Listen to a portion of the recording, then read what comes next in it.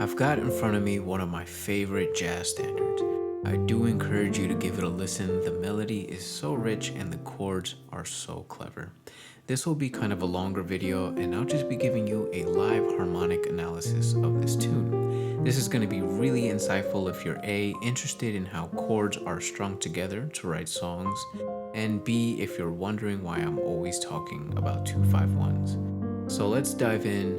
Joy Spring by the late great Clifford Brown. We're going to start on the tonic 1 chord in the key of F. And right away, Clifford is going to use a 2-5-1 to fill out the harmonic space, just reiterating the key that we're in. Then we see a movement to the minor 4, which is beautiful in itself, 1 to minor 4, but is also a great opportunity to initiate a backdoor 2-5-1. Again resolving back to the tonic, except he plays it as this 1/3, and we're going to revisit that in a little bit. The harmony walks down chromatically to return to the 2 chord, and once again 5-1. Now the next 8 bars is identical, except we 2-5 into a half-step modulation upwards. Now let's revisit that backdoor cadence. The first time he writes it as a resolution to 1/3, but this time he just does it to a plain 3 chord. He's reharmonized the 1 chord as a 3, a very common move. The 1 and 3 are like diatonic fraternal twins. And here's the real clever part.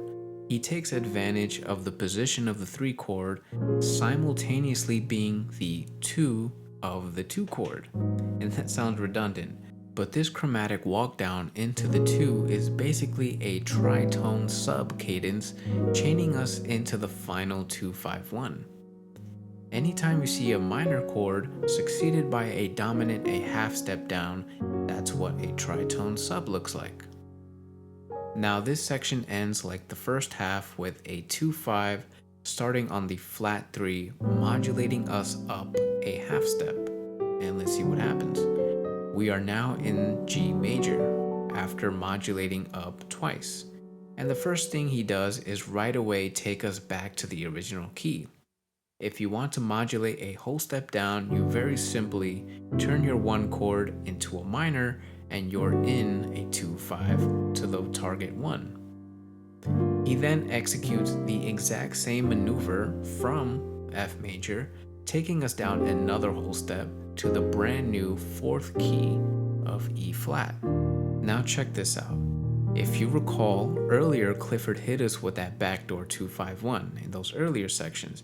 He simultaneously recalls that moment while taking the straightforward path of this 2-5-1 cadence to G flat, which is also the destination of the first modulation in the song. He's recalling both of these things at once.